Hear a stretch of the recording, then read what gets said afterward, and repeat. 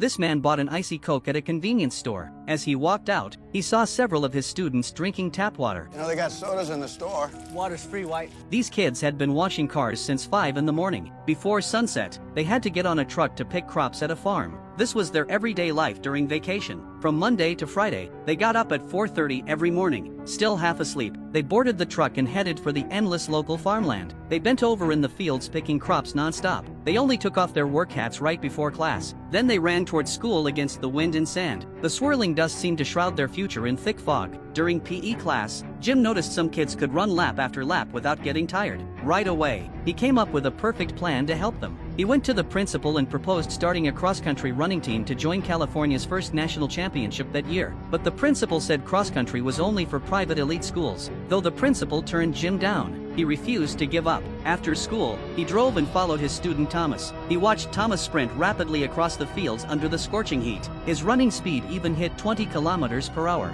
Back home, Jim checked last year's West Coast Invitational results. He told the principal that at Thomas's daily running pace home, he could easily rank top 10 in the whole state. He then quoted an education law passed in California years ago, which clearly required public schools to have cross-country teams and coaches. The principal could no longer refuse. To pick talented runners, Jim announced the top 4 finishers in a trial race would each get a cold drink. For these farm kids who only drank tap water every day, the reward was incredibly tempting. Motivated by the cold drink reward, 4 students showed extraordinary natural talent. After class, he asked Johnny to persuade those who were unwilling to join the team. He especially told him to make sure Thomas signed up. Johnny pestered Victor at his repair shop, then rode along with the 3 Mexican brothers to convince them slowly. Meanwhile, Jim stepped in to help Jose, who was stealing change from the vending machine. He won him over with a bottle of Coke. When he turned around and saw Thomas fighting with others, Jim smiled to himself. And so did Thomas Velez.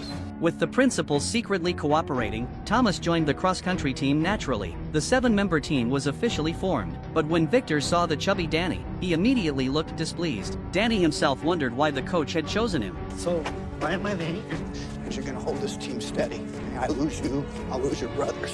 From then on, their training figures appeared all over the small town. This unusual sight even amazed the local shop owner. House and everything. As he grew older, Jim could no longer keep up with the kids. Out of breath, he stopped in front of the grocery store. Even without their teacher watching, the boys stayed disciplined. They kept steady steps under the blazing sun. Their unyielding will stood on the overpass. Their fearless figures marched beside every intersection. When tired, they drank plain tap water for free, then casually rinsed their worn-out shoes. Soon they entered the 1987 Palo Alto Invitational. Jim spent his own money buying them new running shoes and uniforms. The unexpected surprise put huge smiles on the boys' faces. Before the race, Jim explained all the cross-country rules. The competition was about to start. The students lined up at the starting line. Runners from private elite high schools mocked them openly. Where the hell's Mcfarland?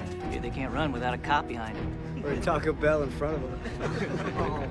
The blatant discrimination made Thomas furious. The referee fired the starting gun. The whole group raced toward the distant hills. After a long run, Thomas, who had been annoyed from the start, suddenly sprinted ahead on a sandy stretch. But runners from other high schools teamed up to block his path. Having had enough, he pushed the troublemakers aside and ran with all his strength chasing first place. Yet the endless uphill slopes drained all his energy. They were used to running only on flat ground and couldn't adapt to hilly terrain at all. They ended up suffering a crushing defeat in their first race. Naturally, the rich kids mocked them relentlessly. On the drive back, Jim took off his sunglasses and apologized sincerely to the boys. He told them the loss was not their fault. It was his mistake for not scouting the course beforehand. He assured them their true ability was far greater than this result. Learning from their last defeat, early the next morning, Jim made them practice hill running on sand covered with almond shells. After just one round trip, Danny was almost exhausted, but Jim pushed them to train until it felt normal, until they could face the hills with ease. They ran lap after lap hard up the small slopes. Their young figures were like a vivid painting, flowing with the rhythm of life. When everyone finished and stopped to rest, Thomas kept running without slowing down. He shouted angrily at Jim, asking how many more laps they had to run. 10, 20, or 100? Take a break! You think you're tough, White?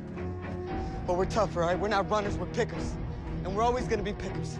And every day we're gonna get up and do the same thing over and over again, just like this. You can make us run these hills 100 times, 1,000 times, but you can never change our cold reality. In this poor town of Mcfarland, everyone's fate is decided the moment they are born. His desperate roar was nothing but a helpless sigh against unfair destiny. Feeling hopeless, Thomas made up his mind to quit the team. When he got home, He saw his father lose control completely. For no reason, he kept punching the hard wall over and over. Meanwhile, Jim finally realized he had forgotten his daughter's birthday cake. He tried to make up for his late arrival with a meaningless happy birthday, but his daughter refused to accept his excuse. She locked herself in her room, ignoring every call from her father outside the door. Troubled and depressed, Jim drove out at night to clear his mind. On the overpass, he ran into Thomas,